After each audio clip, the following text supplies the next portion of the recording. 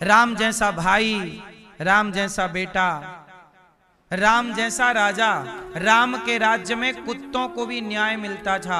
वाल्मीकि रामायण में पढ़िएगा, एक कुत्ते को न्याय दिया था राम जी ने। कथा है, मैंने कई बार सुनाया है, आपको सुनाई है कि एक कुत्ते को एक भिखारी ने डंडा मार दिया या पत्थर मार दिया, उसके टांग में लग गया। कुत्ता रोता हुआ राम के दरबार में आया, राम जी देखो मैं भौंक रहा था, इसने मुझे पत्थर मार दिया, पांव टूट गया मेरा। राम जी ने भिखारी को बुलाया, यहाँ काहे मारा कुत्ते को?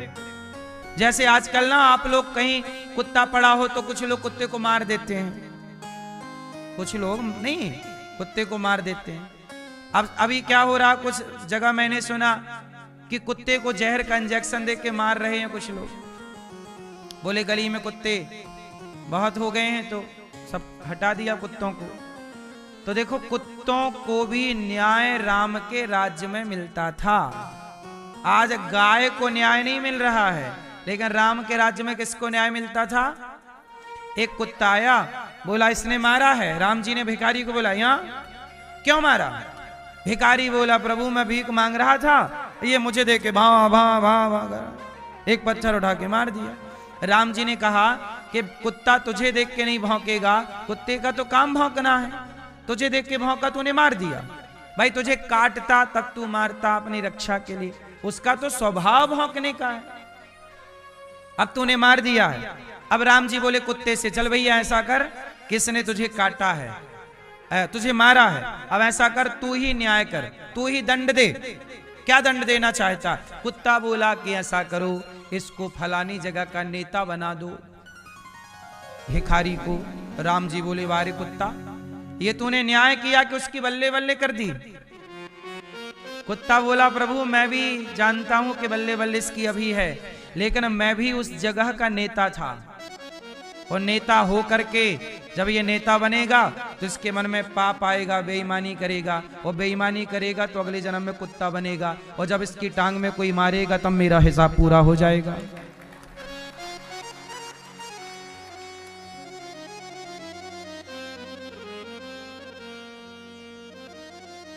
तो राम के राज्य में किसको न्याय मिला? कुत्ते को। इसलिए राम जैसा बेटा, राम जैसा भाई, राम जैसा राजा, राम जैसा पति। हम मैयाएं लोग कहती हैं नहीं पति राम जैसा नहीं। क्यों, राम जैसा पति चाहिए कि नहीं? नहीं, रावण जैसा चाहिए?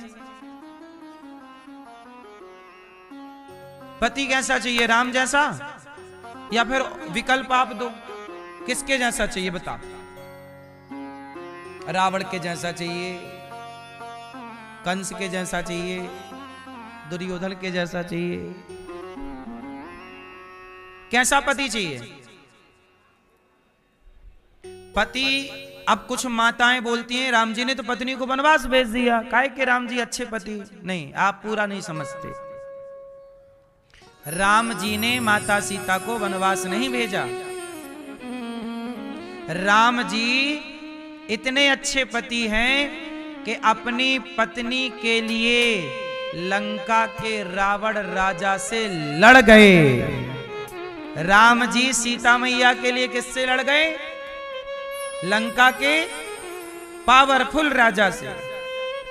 लोग कहते हैं प्यार की निशानी ताजमहल है।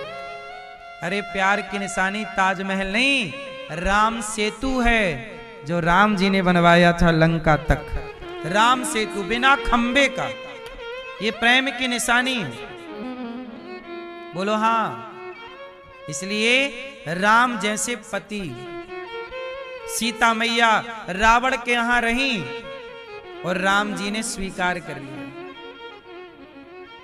आप किसी के घर रह लेती ना मां इतनी दिन, तो आपके पति भी आपको ऐसे स्वीकार ना करते जैसे सहजता से राम ने स्वीकार किया। अब आप कहो तो राम ने स्वीकार किया तो निकाल क्यों दिया? तो राम जी ने थोड़ी निकाला।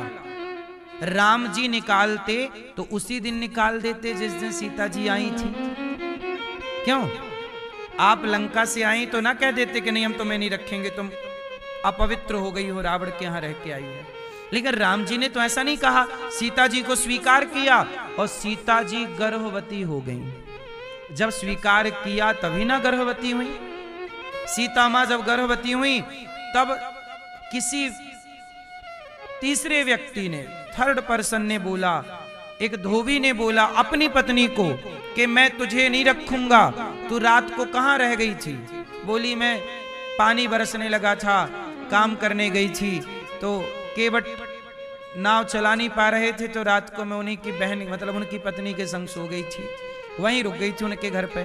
केवट बोला नहीं, वो धोबी बोला कि नहीं, मैं तुझे नहीं रखूंगा, मैं कोई राम छोड़ी हूं कि रावण के यहां रहकर आई सीता जी और रख लिया। अब ये धोबी की बात थी, धोबी ने सीता मैया पे आरोप लगाए हैं, राम जी ने नहीं। अच्छा बताओ, सीता मैया पे आरोप राम जी ने लगाए कि धोबी ने? कौन ने आरोप लगाए? धोबी ने। तो फिर इसमें राम जी दोषी भय कि धोबी दोषी हुआ? लेकिन दुनिया किसे दोषी मानती है? राम को। दोष हमेशा बड़े का देखा जाता है, छोटे का नहीं। इसलिए राम को लोग दोषी मानते हैं, जबकि राम का तो कोई दोष है ही नहीं। राम को थोड़ी संदेह था, राम तो खूब प्रेम से रहते हैं सीता जी के संग। धोबी ने भर दी, हवा फैला दी कि पता नहीं रावण के यहां रही थी, कैसी हैं। अब ये बात उड़ती उड़ती राम जी के कानों तक आई कि कोई मेरी पत्नी को ऐसा कह रहा है। अब आप लोग कहोगे कि अच्छा राम जी ने पड़ताल की कि क्या बात चल रही है, तो समाज में बात फैल चुकी थी। अच्छा आप लोग बताओ कि जब धोबी के द्वारा समाज में ये बात चली गई कि रावण के यहाँ सीता जी रही हैं, पता नहीं कैसी हैं, पवित्र हैं कि अपवित्र हैं, अब आप लोग मुझे बताओ कि इस परिस्थिति में राम को क्या करना चाहिए? क्या करना चाहिए? राम सीता मां को अपने पास रखे रहते तो समाज लांछन लगाती रहती। बोलो हाँ। समाज रोज बोलती, अरे देखो जरा सीता जी ऐसी हैं, देखो जरा। और आप एक ही बात रोज अपने चरित्र के बारे में सुने तो क्या आप सुन पाओगे? क्या आपके पति सुन पाएंगे? आप पवित्र हो, आपके पति को पता है कि आप पवित्र हो, लेकिन समाज बोल रही है, तो समाज के लिए क्या निर्णय होना चाहिए? अच्छा राम जी केवल पति होते तो राम जी कभी सीता मां को वनवास ना देते, भाई मैं पति हूं, तुम्हें जो बोलना है मुझे या मेरी पत्नी के लिए बोलते रहो। लेकिन राम जी केवल पति नहीं थे, राम जी अयोध्या के राजा हैं, और राजा का धर्म था कि वो प्रजा की बात सुने। राजा का धर्म क्या है? कि वो प्रजा की बात सुने और प्रजा की बात सुने। देख लो जरा, राम ऐसे राजा हैं कि पत्नी को कोई कुछ कह रहा है तो राम जी उसकी भी बात सुन रहे हैं, और हम लोग गौ माता के लिए कह रहे हैं तो सरकारें जनता की बात नहीं सुन रही। ये अंतर है राम राज्य में और आज के राज्य में। तो राम जी ने सुन ली बात। क्या चाहते हो? लोग बोले कि ये तो देखो रावण के यहाँ रही हैं, ऐसा करें कि सीता जी अग्नि परीक्षा देके प्रूफ करें कि पवित्र है। अब सारी जनता क्या बोल रही है कि सीता मां क्या दें? अग्नि परीक्षा लो।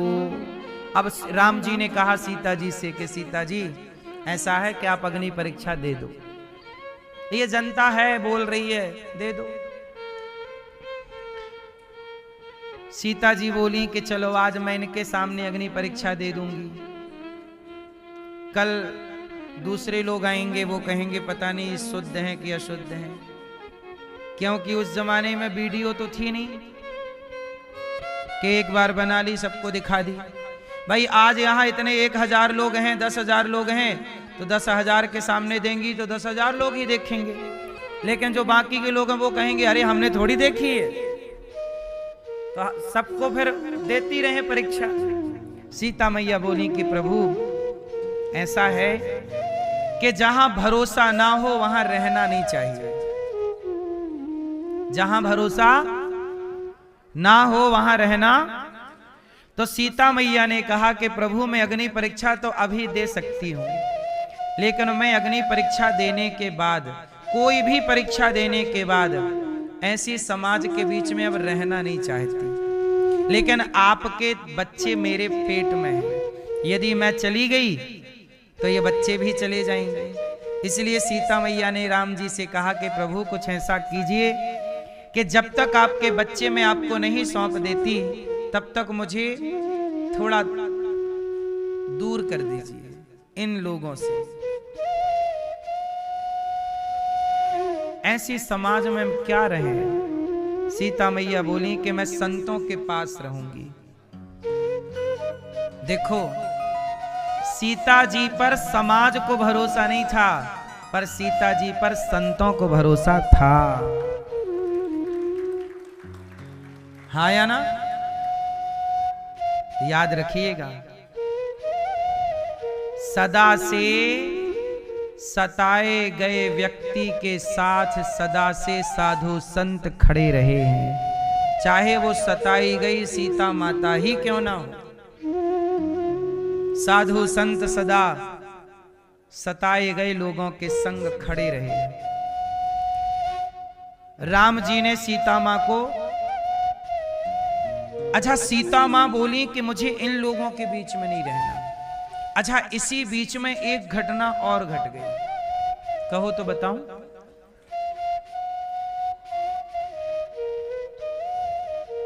मैंने एक दिन आपको बताया था कि कैकेयी माता ने सीता जी से कहा, कैकेयी, अब देखो कैकेयी मां का फिर रोल चालू हो गया।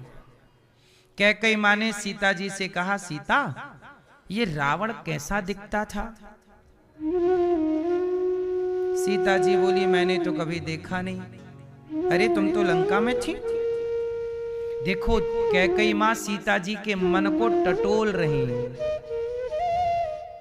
कैकेयी मां सीता मैया के मन को टटोल रही हैं, देख रही हैं कि इनके मन में क्या है। तो कैकेयी मां बोली कि सीता जरा ये बताओ कि ये रावण कैसा दिखता था, तुम तो रही हो। सीता जी बोली मां मुझे नहीं पता। क्यों, तुम तो लंका में थी। मां मैं थी जरूर, पर मैं रावण की ओर आज तक कभी नजर उठा के मैंने देखा नहीं। क्योंकि रावण से जब सीता मैया बात किया करती थी ना, तो एक तिनका रख लेती थी। तृणधरी ओट कहत वैदेही।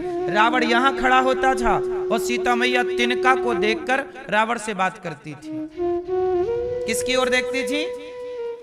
तिनके की ओर देखती थी, लेकिन रावण की ओर। ये भारत की नारी है, तिनका को देख लेगी पर पुरुष को नहीं देखेगी। ये भारत की नारी का परिचय है।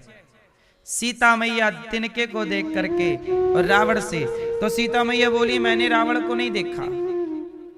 तो कैकेयी मैया बोली अच्छा कुछ तो देखा होगा। तो सीता मैया बोली हाँ, जब रावण मेरा अपहरण करके ले जा रहा था, उसने जब मेरा हाथ पकड़ के मुझे अपने विमान में बिठाया, तब मेरी नजरें झुकी थीं और मैंने उस समय रावण के पांव के अंगूठे को देखा था। मैंने रावण के पांव के क्या देखा था? अंगूठा, अंगूठे को देखा था। तो पांव का अंगूठा मैंने देखा है। अब तो कैकेयी मां बोली ऐसा करो, जरा इस दीवार में जरा वो अंगूठा बनाओ, कैसा था रावण के पांव का अंगूठा। तो कलम उठाई माता सीता ने और रावण के पांव का अंगूठा बना दिया, पेंटिंग कर दी, ड्राइंग तैयार कर दी। अब अंगूठा बन गया। अब सीता मैया को कोई काम आया तो सीता मैया अपने कमरे से चली गई। और कैकेयी मां ने षड्यंत्र रचा। कैकेयी मां ने ऐसा किया कि अंगूठे के ऊपर पांव बना दिया, पांव के ऊपर पूरा पांव टांग बना दी और ऊपर पूरा रावण बना दिया। उसका मुंह बना दिया, उसका पेट बना दिया, पूरा रावण बना दिया। कैकेयी मां ने सुन रखा था कि रावण ऐसा है। अब आए कमरे में राम जी। अब देखना षड्यंत्र। राम जी आए तो राम जी ने देखा, तो राम जी तो जानते थे रावण को, राम जी ने तो देखा था रावण को, तो राम जी तो चित्र देख के पहचान गए। अच्छा, कमरे में कैकेयी मैया थी तो राम जी ने प्रणाम किया, माता जी प्रणाम। और राम जी ने चित्र पे दीवार पे चित्र देखा रावण का, तो राम जी बोले मां ये किसका चित्र है? तो कैकेयी मैया मुस्कुरा के बोली राम ये रावण का चित्र है। तुम तो जानते हो। हाँ मां मैं जानता हूं, पर ये सीता जी के कमरे में क्या कर रहा है रावण का चित्र? कैकेयी मैया बोली कि सीता के कमरे में क्या कर रहा तुम समझो राम। इतने दिन सीता रही हैं रावण के यहाँ, लगता है रावण की याद उनके भीतर है, तो उन्होंने अपने कमरे में चित्र बना रखा है रावण का। देखो कैकेयी मां का छल। कैकेयी मां आग लगा के चली गई। अब सीता मैया आई कमरे में, तो सीता मैया आई तो देखी तो चित्र बना पूरा। अच्छा बनाया किसने? कैकेयी मां ने। तो सीता मैया ने देखा कि चित्र बना, तो सीता मैया बोली प्रभु ये किसका चित्र है? अच्छा, सीता मैया नहीं जानती थी किसका है, क्योंकि कभी शक्ल नहीं देखी रावण की। तो राम जी ने कहा कि रावण का चित्र है। सीता मैया बोली कि प्रभु ये रावण का चित्र किसने बनाया? राम जी बोले आपके कमरे में है तो आपने बनाया होगा। सीता मैया ने कहा प्रभु मैंने तो केवल पांव का अंगूठा बनाया, वो भी कैकेयी मैया ने मेरे से पूछा कैसा दिखता है रावण, तो मैंने बताया कि मैंने तो कभी देखा नहीं, मैंने अंगूठा देखा तो उन्होंने जिज्ञासा की कि बहू जरा बना के दिखाओ, तो मैंने बना दिया। इसके ऊपर पूरा उन्होंने चित्र बना दिया। इसका मतलब कैकेयी मां ये चाहती थी कि राम और सीता के बीच में फूट पड़ जाए, और फूट पड़ेगी तो राम सीता के प्रेम में व्याकुल विह्वल हो जाएंगे, पागलों जैसे हो जाएंगे, फिर मेरे भरत के अयोध्या का राजा बनने का रास्ता। कैकेयी मां अभी भी भरत को राजा बनाना चाहती। राम जी समझ गए कि कैकेयी मां का यह षड्यंत्र है। कैकेयी मां सीता को मेरे से दूर करना चाहती है। तो जब धोबी ने, अच्छा उसी समय धोबी का प्रसंग आ गया, धोबी ने कहा कि सीता मां पता नहीं शुद्ध है क्या शुद्ध है, तो उसी समय राम जी ने सीता जी से कहा सीता अब आप बताओ क्या करें। सीता मैया बोली मैं परीक्षा तो दे सकती हूँ, लेकिन फिर मुझे ऐसे समाज में रहना नहीं है, इसलिए प्रभु मैं चाहती हूँ कि जो मेरे बच्चे हैं पेट में वो इस अयोध्या में जन्म ना लें। क्यों? क्योंकि यहाँ कैकेयी मां है। कैकेयी मां ने षड्यंत्र रच के यदि आपको वनवास भेज दिया और षड्यंत्र करके हमें और आपको लड़ाना चाहा, तो हमारे बच्चे यदि कैकेयी के हाथ लग जाएंगे तो ये तो हमारे बच्चों को ना जाने क्या पाठ पढ़ा देगी। इसलिए मैं नहीं चाहती प्रभु कि मेरे बच्चों पर इस कैकेयी मां की कोई छाया पड़े, इसलिए मुझे यहां से अपने बच्चों के लिए दूर भेज दीजिए। इसलिए सीता जी के कहने से राम जी ने सीता मां को महर्षि वाल्मीकि जी के आश्रम में भिजवा दिया, और वाल्मीकि जी के यहां सीता मैया के 2 पुत्र हुए, लव और कुश, और जो कि वहीं पढ़ लिख कर संस्कारी हो गए, और जब हो गए समझदार तब अपने बेटों को ले जाकर राम को सौंप दिया। और अब सीता मैया ने कहा आओ अब परीक्षा जो जो लेना चाहे आ जाओ। सब खड़े हो गए तो अब पृथ्वी माँ से निवेदन कर रही, हे सीता माँ, हे पृथ्वी माँ। सीता मैया बोली, हे पृथ्वी माँ, यदि मैं पवित्र हूँ, रावण मुझे ले गया था, लेकिन रावण के बारे में मैंने स्वप्न में भी ना सोचा हो। मैंने राम के सिवा किसी और पुरुष का स्वप्न में भी चिंतन ना किया हो। यदि मैं गंगा की तरह पवित्र हूँ, यदि मैं अग्नि की तरह पवित्र हूँ, तो हे पृथ्वी माँ, मुझे अपनी गोद में स्थान दे दो मेरी माँ। अब इन लोगों के बीच मुझे नहीं रहना है। और जैसे ही कहा तो गंगा मैया की तरह सीता माँ पवित्र तो थी, उनके वचनों का मान पृथ्वी को तो रखना था। पृथ्वी माता प्रकट हुई और सीता मैया पृथ्वी की गोद में बैठ गईं और सदा सदा के लिए धरती से प्रकट होने वाली सीता, समाज ने सीता माँ को नहीं छोड़ा साहब, समाज हमें और आपको क्या छोड़ेगी। सीता माँ धरती में समा गई सबके देखते देखते। चिल्लाते, अब लोग कह रहे माँ क्षमा कर दो, माँ मत जाओ, माता क्षमा। माता ने कहा कि क्षमा हो, भगवान सुखी रखे। सीता मैया समा गई, लव कुश राम के हाथ है। अब बताइए, ये पूरी कथा सुनने के बाद बताओ आपको किसका दोष नजर आया सीता मैया के वनवास में? ये पूरी कथा है। अभी इस कथा में भी कुछ और कथाएं शेष हैं, लेकिन इतना जितना आपने सुना, इस पूरी बात को सुनने के बाद बताओ दोषी कौन है? सीता मां के वनवास का दोषी कौन? कौन? जोर से कौन? समाज, लोग। लेकिन दोष किसे दिया जाता है? राम को। राम को कोई दोष, राम का क्या दोष है? मैंने पूरी बात समझाई कि राम का क्या दोष था। कुछ दोष कैकेयी का है, कुछ दोष समाज का है। इसलिए कहता हूं कि दोष समाज क्या कहती है कहने दो, लोग क्या बोलते हैं बोलने दो। आप तो अपनी मस्ती से चला करो अपने लक्ष्य की ओर।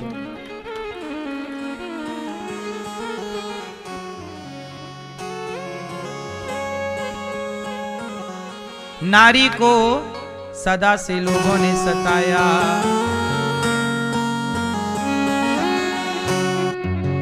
हो नारी का भाग्य भगवन तूने कैसा बनाया है। नारी का भाग्य भगवन। नारी के भाग्य में क्या है? केवल दुख, केवल कष्ट। चाहे नारी किसी भी युग की क्यों ना हो। नारी का भाग्य भगवन, नारी का भाग्य भगवन तूने कैसा बनाया है।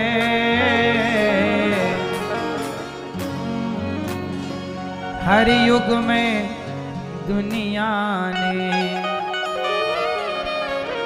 इसे कितना सताया है।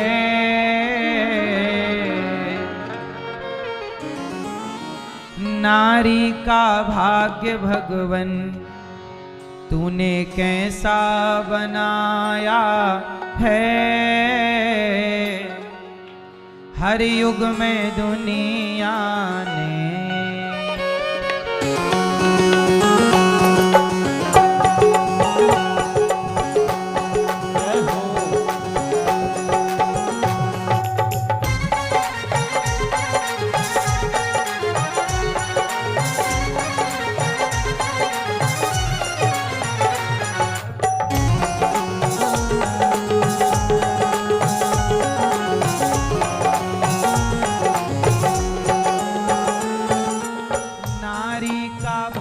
भगवन तूने कैसा बनाया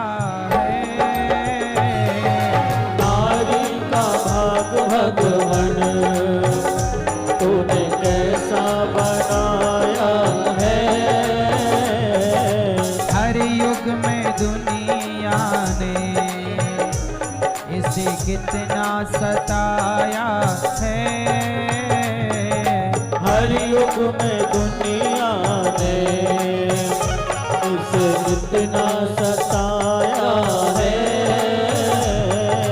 नारी का भाग्य भगवन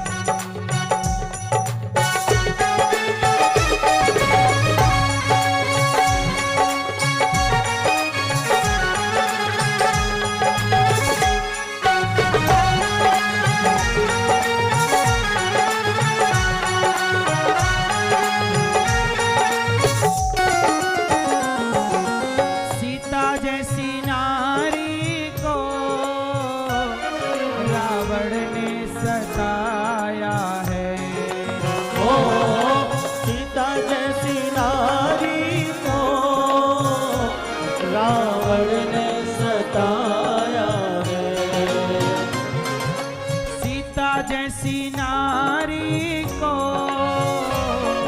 रावण ने सताया है। ओ सीता जैसी नारी को रावण ने सताया है। उनकी प्रजा ने उनको